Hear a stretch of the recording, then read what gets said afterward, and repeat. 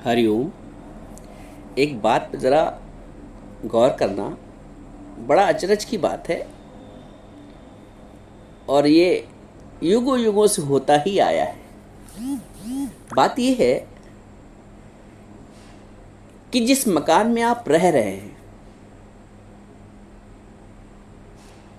इस मकान को कभी आपके पिताजी मेरा कहते होंगे, कभी आपके दादाजी मेरा कहते होंगे, कभी उनके पिताजी मेरा कहते होंगे। अगर पुश्तैनी है और यदि आज का मकान बनाया हुआ है आपका, मान लीजिए आज इसको आप मेरा कह रहे हैं,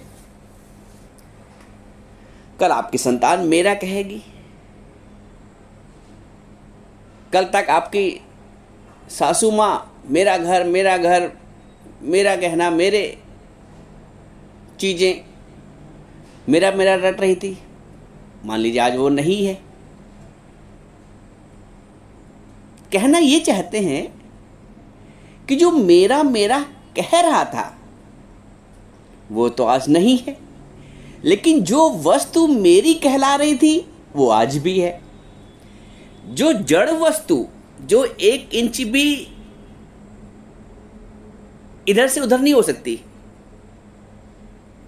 चाहे वो मकान हो, ज्वेलरी हो, वस्त्र हो, कुछ भी हो, इतना मेरापन, मेरा मेरा मेरा मेरा कह के ही जीवन निकल गया।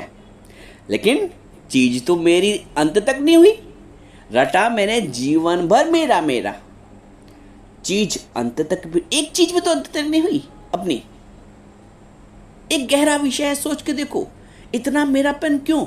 और एक बात और, जो चेतन तत्व है, जो जिसने 80 साल तक मेरा मेरा मेरा कहा, वो तो आज विद्यमान नहीं है। एक जड़ वस्तु जिसमें इतनी आसक्ति थी वो आज भी विद्यमान है। तो क्या सत्य हुआ? क्या सत्य हुआ? क्या उस वस्तु को मेरा कहना सत्य हुआ?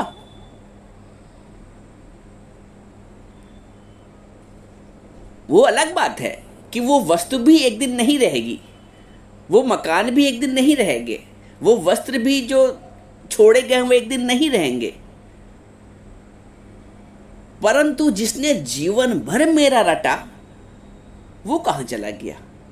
और वो चीज़ तो उसकी आज भी नहीं हुई। होती तो ले जाता, जो जिसकी चीज़ है वो उस पर अधिकार है। इससे ये साबित होता है कि एक सुई भी अपनी नहीं है।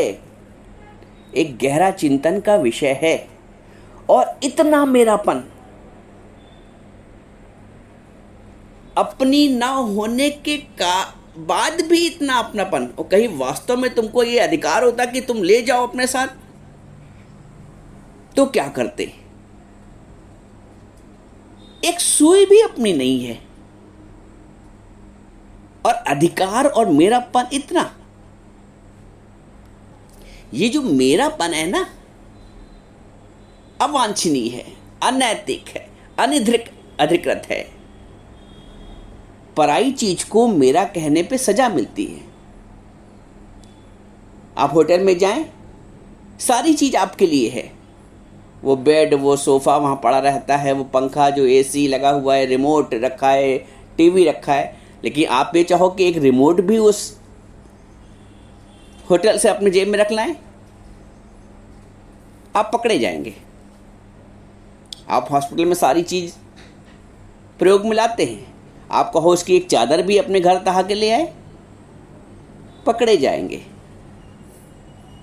चोरी होगी। और जब पकड़े जाएंगे तो शर्मिंदगी भी होगी। हाय, मैंने ये क्या किया, पराई चीज को अपना कह दिया, अपने मान के उसको उठा लाए। तो जिस तरह वो वहां अपना नहीं है, इसी तरह जो भी जीवन में प्राप्त है वो अपना कैसे है? अपना है तो ले जाओ फिर अपने साथ।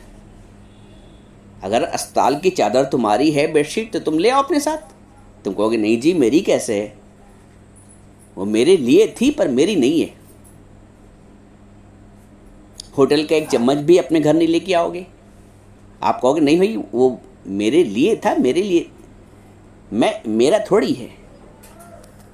तो हर वस्तु जो प्राप्त है वो मेरे लिए है पर मेरी नहीं है। बड़ा डिफरेंस है मेरे लिए होने में और मेरा होने में। मेरे लिए मान के चलोगी, उस होटल में, उस आलीशान होटल में सब कुछ तेरा है, तेरे लिए है, लेकिन एक चम्मच लाने का अधिकार नहीं है। ट्रेन में जाओ, आजकल तो एसी कंपार्टमेंट में कंबल भी देते हैं, तकिया भी देते हैं, बिछाने को भी देते हैं। वो कह के जाता है ये आपकी है, ये बिस्तर आपका है, ये कंबल आपका है। आप चाहो कि आप चलते समय उसको लपेट के अपने साथ ले आओ, आप पकड़ ले जाओगे। वो कह के जाता है ये आपका है, फिर भी मेरा नहीं है। चीज़ कहने में आ रही है। एक बैंक का कर्मचारी अगर बैंक जाता है तो कहता मैं अपने बैंक जा रहा हूँ। टीचर स्कूल जाती है तो कहती मैं स्कूल जा रही हूँ अपने। बच्चा कहता मैं अपने स्कूल जा रहा हूँ, ये मेरा स्कूल है, ये मेरा कॉलेज है। कहने में आ रहा है क्या तुम्हारा? जैसे वो कहने में तो आ रहा है नहीं। वैसे ही संसार की समस्त वस्तु, एक सुई से लेकर आलीशान बंगला तक, कहने में तो आ रहा है और कहने में कोई हर्ज भी नहीं है। ईश्वर ने यूज़ करने के लिए दी है, इस्तेमाल करने के लिए दी है, तेरे लिए है पर तेरी नहीं है, ये मान के चलो। गलती यहाँ पे हो जाती है कि मेरे लिए तो है ही है और मेरी भी है। मजा ले कोई उस पर अपना अधिकार रख ले। जो नानक जी बोलते हैं, जिसकी वस्तु तिस आगे राखे, प्रभु की आज्ञा माने माथे। जिसकी वस्तु है, वस्तु किसकी है? आए थे लेके हम क्या? जब आए थे इस दुनिया में, ये सब जो आज है इर्द गिर्द चारों तरफ, लेके आए थे क्या? लेके आए होते तो तुम्हारी है, लेके आए होते तो तुम्हारी है, अधिकार है। जो कुछ मिला यहीं से मिला, जो प्राप्त हुआ यहीं से प्राप्त हुआ, इसलिए यहीं छूट भी जाता है। लेके क्या आए थे? पूर्व जन्म के संस्कार, पूर्व जन्म की प्रारब्ध और अपना भाग और पुरुषार्थ, वो तुम्हारा है। तुमने अपने पुरुषार्थ को कभी पुरुषार्थ नहीं माना, अपने शुभ संस्कारों को, अपनी भक्ति को, अपने भगवत प्रेम को, अपने भगवान को कभी मेरा नहीं माना, और जो वस्तु है उसकी, उसको अपना मान लिया। नानक जी बोलते हैं, जिसकी वस्तु तिस आगे राखे और प्रभु की आज्ञा माने माथे। जो वस्तु प्राप्त है वो सब प्रभु की दी हुई है, सब प्रभु की दी हुई है, और उसको ही समर्पण करके चलो, उसके आगे रख के चलो। जिसकी वस्तु तिस आगे राखे। एक बात और समझना, जिसकी वस्तु, आप समझे एक वस्तु किसकी है? जिसकी वस्तु है उसी ने वितरण भी किया है। ये हो सकता है किसी को अधिक मिला हो, किसी को कम मिला हो, लेकिन जिस वस्तु भी उसी की है, वितरण भी उसी का है।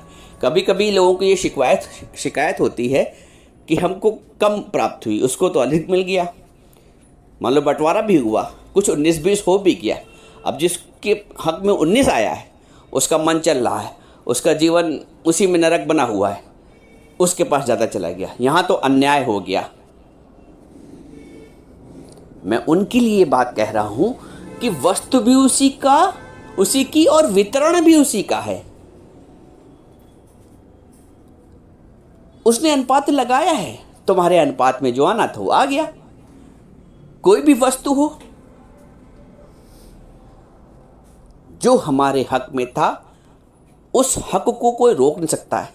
जो हमारे प्रारब्ध में थी उसको कोई रोक नहीं सकता है, और जो नहीं है तुम लायक हो पाए कर लो। तो जो कुछ भी हमको प्राप्त हुआ है, हमारे साथ हुआ है, वो एक न्याय है। वो अलग बात है कि हम उस न्याय को समझ ना पा रहे हों। बोलते impartial justice is the purest mercy of God. ये भगवान की दया है। हमको लग रहा है ये अन्याय हो रहा है, भगवान तेरे राज में अंधेरे ही अंधेर, किसी को खाने नहीं, किसी को मोतियों का ढेर। ये मुझे लग रहा है, ये एक व्यक्ति को लग सकता है, लेकिन ज्ञान के दृष्टिकोण से वो न्याय है, वो परमात्मा का इम्पार्शियल जस्टिस है। तो भगवान के उस जस्टिस में, भगवान का एक ही कार्य है न्याय, न्याय। तो उस जस्टिस में भरोसा करना, उस प्राप्तियों में भरोसा करना। प्रभु ने अगर छोटे छोटे बेर अमरूद अगर पेड़ में लगाए हैं, तो बड़े बड़े तरबूज, कद्दू और इसकी बेल लगाई हैं। लगता है कि ये क्या अन्याय हो रहा है, छोटे छोटे फलों को तो पेड़ में लगा दिया और इतने बड़े बड़े फलों को तो नीचे बेल में बिछा दिया है।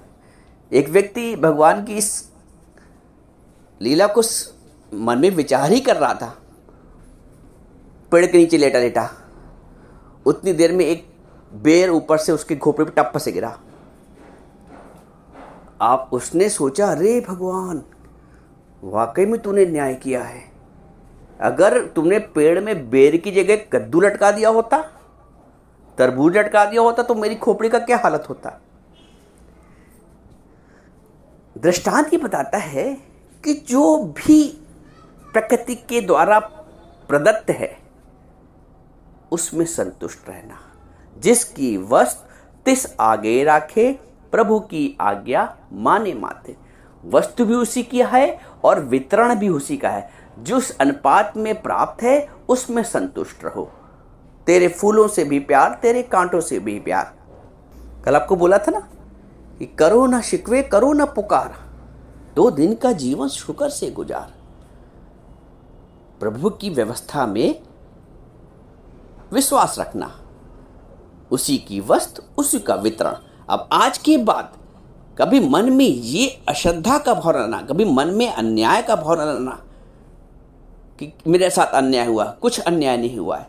अन्याय तब होगा जब तुम भक्ति रहित होगे, अन्याय तब होगा जब तुम ज्ञान रहित होगे, अन्याय तब होगा जब तुम तप रहित होगे, अन्याय तब होगा जब तुम अपने उद्देश्य को प्राप्त नहीं करोगे। बाकी सांसारिक व्यवस्था को जैसी है वैसे चलने दो, उसमें हस्तक्षेप मत करो, उसमें बुद्धि मत चलाओ। बुद्धि का समर्पण होना चाहिए गुरु में, ज्ञान में, भगवत प्रेम में। तो जो व्यवस्था है सांसारिक, उसको एज इट इज एक्सेप्ट करो। जो कुछ भी हमारे हिस्से में आया है, हमारे अनुपात में आया है, ईश्वर का धन्यवाद, ईश्वर का धन्यवाद। इतना तो है, बहुतों के पास इतना भी नहीं प्राप्त होगा। और सबसे बड़ी बात, कभी भी जगत की व्यक्तियों, वस्तुओं को लेकर, परिस्थितियों को लेकर अपने ज्ञान में हलचल मत पैदा करो, अपने को अशांत मत करो। ये अन्याय होगा। जब तुम अपने शांत स्वरूप को अशांति मिलाते हो तो ये अन्याय है। अन्याय वो नहीं है, अन्याय संसार से नहीं हो रहा है, अन्याय हम स्वयं अपने साथ करते हैं। होते हुए प्रेम स्वरूप क्रोध किया करते हैं दिन भर, होते हुए शांत स्वरूप दिन भर मन को अशांत रखते हैं,